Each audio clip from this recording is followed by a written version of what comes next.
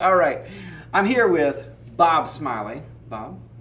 Hi, it's great to be here. Thanks for having me on. Yes, thank you. It's been hours since I've talked to you. What's been going on with your comedy? I mean, there's a lot that's been happening. A like, in the lot past that's few been years. happening, yeah. I'm not bragging, but last week I did a junior high lock-in at Sweet. 3 a.m. Awesome. right after the shaving cream fights. I've done several old folks' homes, so my career is on fire.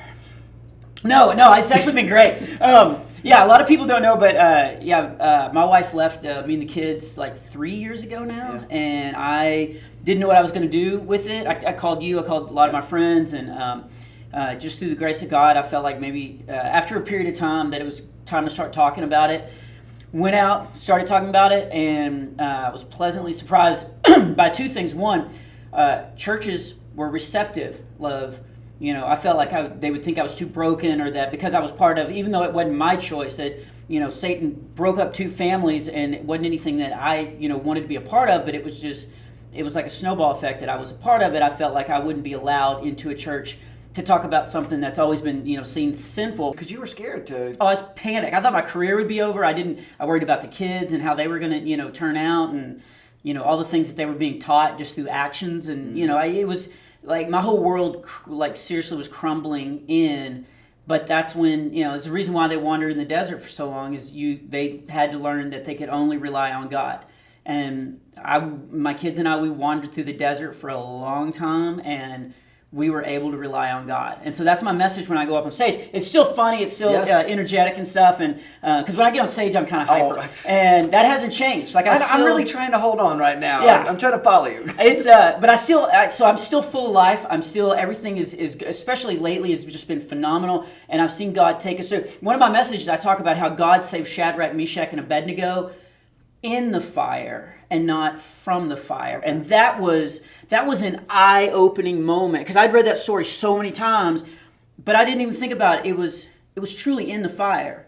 But my life had been so good for so long. I mean, you know that. We've been friends forever. I'd never really been in the fire.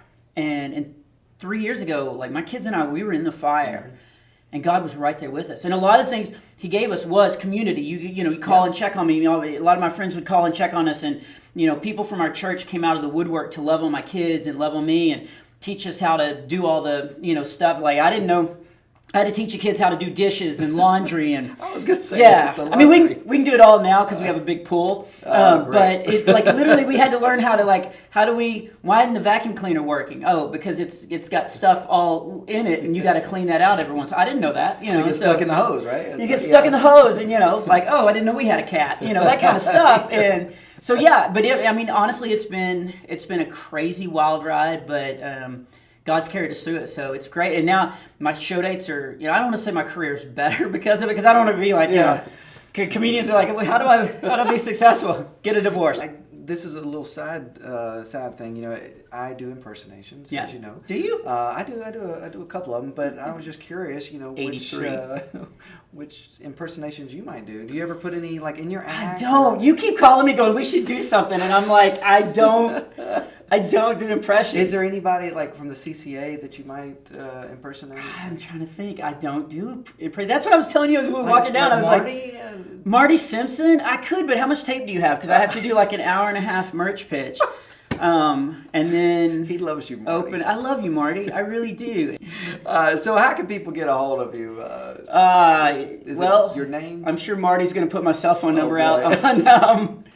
No, it's Facebook is Bob Smiley Comedy. I'm also putting a whole bunch of stuff. I'm kind of taking, I'm grabbing a hold of your coattails and starting to do videos. I'm doing a thing called Smiley Minute. Excellent.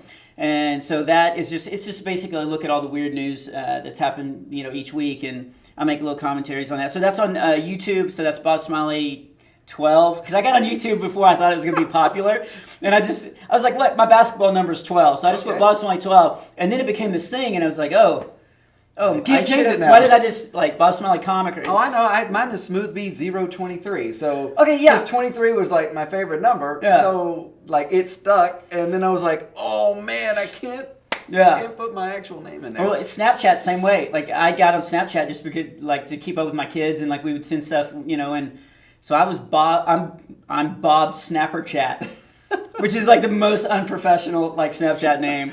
But yeah, Bob Smiley Comic on Instagram and Twitter. If you go to bobsmiley.com, it'll have all the links on there. All right. Well, thank you, Bob. I appreciate it so much. Always good to see you. Yes, you as well. All right. We're going to cut to a commercial. No, not really. Yeah. Take care. Cool, man.